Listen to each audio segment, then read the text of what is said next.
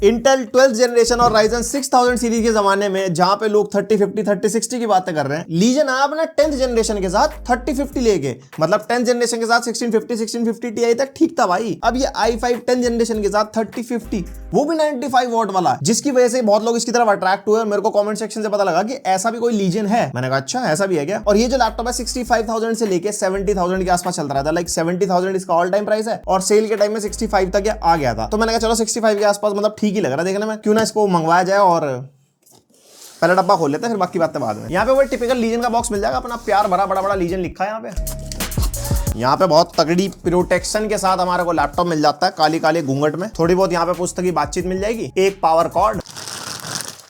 ओ भाई साहब, इसके साथ 230 वॉट का अडाप्टर है। मैंने भी idea pad gaming 3i review किया था i7 12th जनरेशन के साथ 3050 Ti, उसके साथ 170 वॉट का अडाप्टर था, इसके साथ 230 वॉट है। ऐसी कितनी पावर खाएगा ये। पर हाँ, जो भी लीजन से वाकिफ नहीं है मैं बता दूं, लीजन ना थोड़ा सा हाई पावर्ड लैपटॉप है। लाइक इसके जो कंपोनेंट्स होते हैं, सीपीयू हो गया, जीपीयू हो गया, मतलब तगड़ी पावर कंज्यूम करते हैं। मतलब अगर i5 10th जनरेशन का अगर आइडिया पैड देखेंगे और i5 10th जनरेशन ये देखेंगे तो ये ज्यादा पावर ड्रॉ करता है और ज्यादा तगड़ी परफॉर्मेंस देता है। ये है लीजन की कुछ अपनी बातचीत है। अब जरा घूंघट से लैपटॉप निकाल लिया जाए, काले पर्दा हटा, ओ उल्टा हो गया। तो ये आ जाता है हमारा लीजन, जो टिपिकल हमारा ओल्ड जनरेशन वाला लीजन है, लाइक 2021 वाला। यही सेम आपको बैजिंग मिल जाएगी लिनोवो की। एंड यहाँ पे ओ कागजी बातचीत अंदर भी मिल जाती है। मुबारक हो लिनोवो परचेज करने में, मखमल की सफेद चादर। इसके अंदर मिलता है i5 10500H, जो हमारा 6 कोर 12 थ्रेड्स वाला प्रोसेसर है, RTX 3050 4GB VRAM वाला, 95 वॉट TGB के साथ आता है। 8GB यहाँ पे रैम मिलती है, 2933 मेगाहर्ट्ज क्लॉक स्पीड वाली, एंड मैक्सिमम 16GB तक अपग्रेड कर सकते हो। एंड 2933 मेगाहर्ट्ज क्लॉक स्पीड क्यों? क्योंकि 10th जनरेशन के साथ यही आती थी, फिर 3200 मेगाहर्ट्ज क्लॉक स्पीड बाद में आने लगी, और 11th जनरेशन के साथ तो आपको पता ही होगा, देन फिर तो आगे जनरेशन बढ़ती गई, लैपटॉप बढ़ते गए, ये बेचारा पीछे रह गया। 512GB की Gen 3 SSD आपको मिल जाती है, और यहाँ पे आपको रीड एंड राइट स्पीड आपको दिख रही होगी। एंड इसके अंदर 2 SSD स्लॉट है, एंड मैक्सिमम कितनी लगा सकते हो पता नहीं, बट मेरे हिसाब से मैक्सिमम 1 TB पर स्लॉट हो जाता है, तो 2 TB तक SSD इसके अंदर सपोर्ट करेगा। Wi-Fi 6 एंड ब्लूटूथ वर्जन 5.1 भी आपको यहाँ पे मिल जाता है। और मैंने इंस्टाग्राम पे स्टोरी डाली थी, बहुत लोगों का एक कॉमन सा सवाल था कि 10th जनरेशन 2022 में मतलब लेना वैलिड है या नहीं है, तो वो चीज आपको डेफिनेटली परफॉर्मेंस और कंक्लूजन वाले पार्ट में पता लगेगी, तो वो स्किप मत करना। फिर आप सेम क्वेश्चन कमेंट सेक्शन में लिख देते हो जिसका मैंने जवाब दिया होता है, तो मेरे को बहुत बुरा लगता है। मतलब वीडियो किसके लिए बना रहे हैं? ऑब्वियसली आपके लिए बना रहे हैं। पहली बार आया तो सब्सक्राइब करो, और सब्सक्राइब करने के साथ साथ जो भी उत्तराखंड या देहरादून के लोग इस वीडियो को देख रहे हैं, ये वाला पार्ट उन लोगों के लिए, बाकी लोग स्किप करके आगे जा सकते हो। लाइक टाइम स्टैम्प दिए हैं हमने। ये लैपटॉप में प्रोवाइड किया लैपटॉप स्टोर देहरादून, और अगर आप देहरादून या उत्तराखंड से और आपको लैपटॉप परचेज करना है, फिर चाहे गेमिंग हो, थिन एंड लाइट हो, इकोनॉमिक लैपटॉप हो, बिजनेस लैपटॉप हो, सारी वैरायटी आपको यहाँ पे मिल जाएगी। एंड इनके पास सारे पेमेंट मोड्स अवेलेबल है, लाइक कैश, क्रेडिट, EMI या किडनी। तो कॉन्टैक्ट नंबर एंड एड्रेस मैं आपको डिस्क्रिप्शन में दे दूंगा। और ध्यान रखना, जैसे पिछली वीडियो में बताया था, जो भी देहरादून के लोग हैं, अगर आप कैपरी जाते हो तो कुछ इस तरीके का स्टोर आपको दिखाई देगा। दूसरे स्टोर में मत घुस जाना, आजकल सभी अपने आपको लैपटॉप स्टोर बता रहे हैं, मतलब फ्री का प्रमोशन चाहिए तो फोन करके जाना, और फोन तभी काटना जब स्टोर में विजिट कर लो, बिल्ड एंड आउटर्स देख ले। तो यहाँ पे कुछ ऐसा लैपटॉप हमारे को मिल जाता है, इधर लीजन की ब्रांडिंग हो रखी है, इधर लिनोवो की ब्रांडिंग हो रखी है, और यहाँ पे टॉप लिड फ्लेक्स हमारे को ठीक ठीक सा मिल जाता है, जितना मतलब लीजन से हम एक्सपेक्ट कर सकते हैं। एंड इंटीरियर भी हमारे को फुल ऑन प्लास्टिक बिल्ड मिल जाता है, एंड बिल्ड क्वालिटी लीजन की भाई बहुत सॉलिड है। एंड जो कीबोर्ड फ्लेक्स है वो हमारे को यहाँ पे ना के बराबर मिलता है। और बिल्ड क्वालिटी की बात चल रही है, इसके अंदर आपको मीडियम सा वॉल मिल जाएगा, ना ज्यादा ना कम। और यहाँ पे लेफ्ट साइड में आपको एयर एग्जॉस्ट वेंट मिल जाता है, राइट साइड में भी एयर एग्जॉस्ट वेंट मिल जाएगा, और पीछे भी हमारे को एयर एग्जॉस्ट वेंट और यहाँ पे पोर्ट्स वगैरह मिल जाते हैं, और पीछे भी हमारे यहाँ पे खुला माहौल है, और डाउन फायरिंग यहाँ पे हमारे को स्पीकर्स मिल जाते हैं। तो मतलब बिल्ड क्वालिटी पे लीजन की सवाल उठाने की जरूरत नहीं है, काफी स्टडी बिल्ड के साथ आता है, एकदम फुल प्यार है यार इससे हमारे को। लेफ्ट साइड में हमारे को USB 3.2 Gen 1 type A port मिल जाता है, जो कि हमारा ऑलवेज ऑन वाला है। लाइक अगर आपका लैपटॉप ऑफ भी होगा, इस पे कोई USB कनेक्ट करोगे तो आपको चार्जिंग आउटपुट मिलेगा, लाइक जब लगाओगे तभी, वैसे ऑफ रहता है, ऐसा नहीं कि लैपटॉप की बैटरी को कंज्यूम करेगा। देन हेडफोन माइक जैक का कॉम्बो यहाँ पे मिल जाएगा। राइट साइड में एक और USB 3.2 Gen 1 type A port मिल जाता है। बैक में आपको RJ45 LAN पोर्ट मिल जाएगा, एक टाइप C 3.2 Gen 1 पोर्ट मिल जाएगा, जो data transfer and display port 1.2 वाला है। अब तुम में से बहुत लोगों का सवाल रहता है ना, ये डिस्प्ले पोर्ट 1.2 1.4 क्या होता है? एक्चुअली जैसा वर्जन होगा उसी हिसाब से आउटपुट ले सकते हो आप। लाइक जो 1.2 है उससे आप 4K 30 तक आउटपुट ले सकते हो, एंड 1440p 144 हर्ट्ज तक आउटपुट ले सकते हो। यही अगर DP 1.4 होता तो 4K 120 हर्ट्ज तक आउटपुट ले पाते। ये सेम सिनेरियो HDMI पे भी अप्लाई होता है, HDMI का सेपरेट चार्ट है, आप ऑनलाइन सर्च कर सकते हो। देन यहाँ पे 2 3.2 Gen 1 टाइप A पोर्ट मिल जाएंगे, HDMI 2.1 का पोर्ट मिल जाता है, और एक यहाँ पे पावर इनपुट पोर्ट है, एंड देन केंजिंगटन लॉक आपको मिल जाएगा। इसका जो टाइप C पोर्ट है उससे आपको eGPU आउटपुट मिलेगा, यानी कि RTX 3050 से। एंड जो हमारा HDMI पोर्ट है, इससे हमारे को को eGPU से आउटपुट मिलता है। और भाई हमारा लीजन है, हमारा दिल का सच्चा प्यार क्यों है? क्योंकि इसके अंदर मक स्विच है। ये Ryzen 4000 सीरीज से लेके इंटेल 10th जनरेशन से लेके अब तक मक स्विच दे रहे हैं अपने लैपटॉप में, जब कोई बात भी नहीं कर रहा था इसके बारे में। आपको Lenovo Vantage सॉफ्टवेयर में हाइब्रिड मोड मिलता है। यहाँ पे हाइब्रिड मोड ऑन करोगे तो डिस्प्ले iGPU हो जाती है, ऑफ करोगे तो eGPU हो जाती है, और डिस्प्ले आउटपुट से हमारे को गेमिंग में थोड़ा सा बूस्ट मिलता है। पता होगा, मतलब मेरे चैनल से पहले से नहीं जुड़े हुए सब्सक्राइब करो फिर। और यहाँ पे हमारे को फुल साइज का कीबोर्ड मिल जाता है, सिंगल कलर बैकलाइट कीबोर्ड है, और कीबोर्ड की फील काफी बढ़िया है। यहाँ पे मतलब टैक्टाइल सा फीडबैक हमारे को मिलता है। 1.5 mm का की ट्रैवल हमारे को मिल जाएगा, और जो नीचे ट्रैक पैड है ये थोड़ा छोटू सा है, बट यूज करने बढ़िया रहता है। फुली क्लिकेबल वाला है, जेस्चर वेस्चर सपोर्ट सारा कुछ है, बट साइज में थोड़ा छोटा है। इसके अंदर 15.6 इंच की 1080p फुल HD यानी कि एंटी ग्लेयर IPS डिस्प्ले मिल जाती है। 120 हर्ट्ज का रिफ्रेश रेट है, 45% NTSC मिलेगी आपको बेसिक, एंड 250 निट्स की ब्राइटनेस है। और डिस्प्ले का जिसको आइडिया नहीं है, आपको थोड़ा सा आइडिया दे दूं, आप 50,000 60,000 से लेके लाइक 70-80 हजार तक जितने भी गेमिंग लैपटॉप आते हैं उनके अंदर यही डिस्प्ले होती है। लाइक ठीक ठाक कलर्स आपको मिल जाएंगे। आपको मल्टीमीडिया वगैरह देखना हो, गेमिंग में भी ऐसा कोई दिक्कत नहीं आती। बट हाँ, अगर आपको कलर एक्यूरेसी वाले काम करने हैं तो उसके लिए भाई 72% NTSC लाइक 99% sRGB वाली डिस्प्ले वो मैटर करेगी। ये 65 to 67% sRGB होती है, और 250 निट्स की ब्राइटनेस है, तो ज्यादा ब्राइट नहीं है, ठीक ठाक ब्राइटनेस आपको मिल जाती है। एंड ओवरऑल जिस प्राइस पॉइंट पे आता है उसके हिसाब से डिस्प्ले सही है।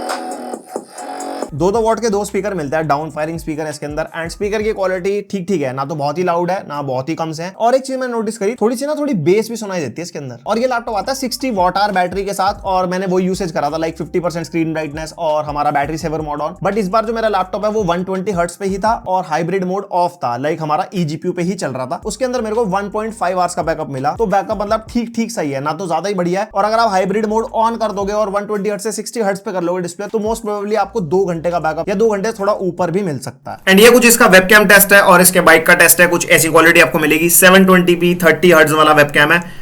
बताना कमेंट में कैसी लगी क्वालिटी, कैसे लगे हम।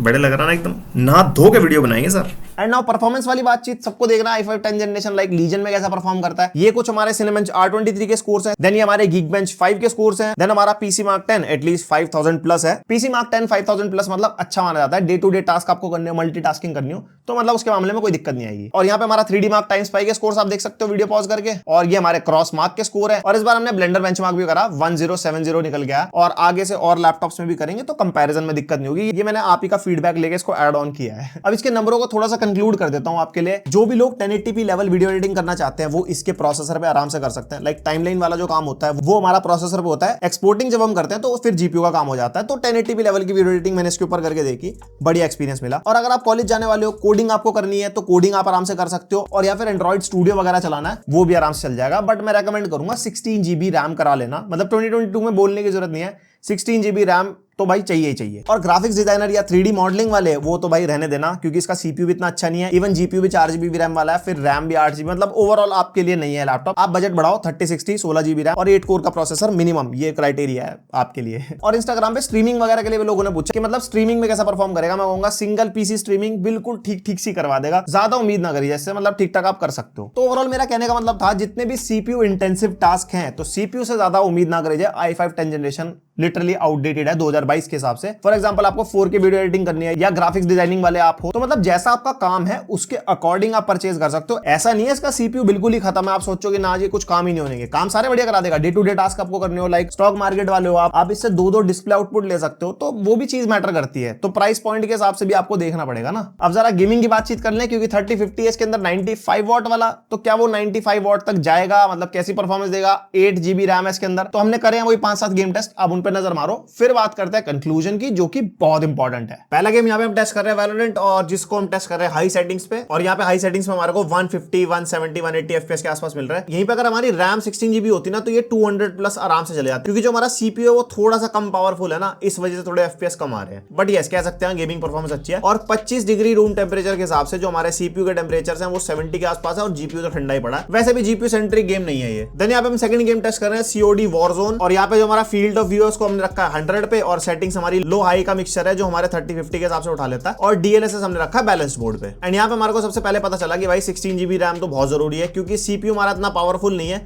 तो हमारे को 60 के अंडर FPS मिल रहा है। और यहाँ पे हमारा आप देख सकते हो GPU भी पूरा कंज्यूम नहीं हो पा रहा, 60-70% के आसपास ही है। यहाँ पे जो हमारी मेन प्रॉब्लम आ रही है वो रैम को लेकर आ रही है। रैम जैसे इंक्रीज कराओगे ना, यहाँ पे आपको 20 से 30 FPS का बूस्ट मिल जाएगा। देन हमने टेस्ट किया GTA 5, और सेटिंग्स हमारी वही है 1080p हाई और वेरी हाई का मिक्सचर है। एंड इसके अंदर हमारे को 80 to 90 FPS मिल रहा है, और बाकी सारे स्टैट्स आपके सामने हैं। एंड यहाँ पे भी मैं कहूंगा जो जीपीयू की कंजम्पशन है ना वो पूरी नहीं जा पा रही है, 60-70% के आसपास है, जबकि 90% से ऊपर जाना चाहिए था, उसके बाद ही हमारी मतलब बढ़िया परफॉर्मेंस निकल के आती। देन यहाँ पे टेस्ट कर रहे हैं हम फार क्राई 6 और यहाँ पे हमारा मीडियम प्रीसेट पे टेस्ट हो रहा है और फिडेलिटी एफएक्स के जो ऑप्शंस है वो नीचे हमने कर दिए ऑन। एंड एडवांस सेटिंग्स में जो हमारा एफएसआर है उसको रखा है हमने बैलेंस्ड पे। एंड यहाँ पे मीडियम सेटिंग्स पे वही हमारे को ठीक ठाक 40 to 50 एफपीएस मिल रहा है, समटाइम 60, मतलब बिलो 60 वाली परफॉर्मेंस निकल के आ रही है। और इसके जीपीयू के हिसाब से मतलब यही एक्सपेक्ट कर सकते हैं, बट जीपीयू की मैं कहूंगा कंजम्पशन पूरी नहीं हो रही। यहाँ पे हमारे को 16 GB रैम चाहिए ही चाहिए, तभी जाके बिल्कुल ऑप्टिमम परफॉर्मेंस निकल के आएगी। देन फोर्जा होराइजन 5 इसके अंदर मीडियम प्रीसेट पे टेस्ट कर रहे हैं और मीडियम प्रीसेट पे यहाँ पे 70+ एफपीएस निकल के आ रहे हैं, क्योंकि फोर्जा होराइजन 5 में आप देख सकते हो रैम की कंजम्पशन इतनी ज्यादा नहीं है, 6 GB पे जाके रुक गई है, तो इसके अंदर कोई ऐसा रैम की डिमांड नहीं है, जिसकी वजह से हमारा जीपीयू भी सही परफॉर्मेंस निकाल के दे रहा है। 85% के आसपास कंजम्पशन है और उसके अलावा बाकी स्टैट्स आपके सामने, परफॉर्मेंस बढ़िया है। Then we tested Red Dead Redemption 2, जो हमारा प्रीसेट है उसको हमने रखा है बैलेंस्ड पे, यानी कि 50% वाला, और डीएलएसएस हमारा बैलेंस्ड मोड पे है। एंड यहाँ पे हमारा जो जीपीयू कंजम्पशन है वो अबव 70% है, तो परफॉर्मेंस सही निकल के आ रहा है, 60+ एफपीएस ऑन मीडियम प्रीसेट, और बाकी सारे स्टैट्स आपके सामने। बट यहाँ पे आप देख सकते हो रैम जो हमारी 7.5 GB के आसपास कंज्यूम हो रही है। 16 GB रैम तो रेकमेंडेड है ही है अगर आप एक RTX 3050 वाला लैपटॉप यूज कर रहे हो। देन वी टेस्टेड स्पाइडरमैन और यहाँ पे हमने डीएलएसएस रखा है बैलेंस मोड पे, और जो हमारा ग्राफिक्स प्रीसेट है वो हमने रखा है हाई पे। और यहाँ पे पता ही था एफपीएस ड्रॉप मिलेंगे, 30-40 एफपीएस हमारे को यहाँ पे मिल रहे हैं, बहुत मरे।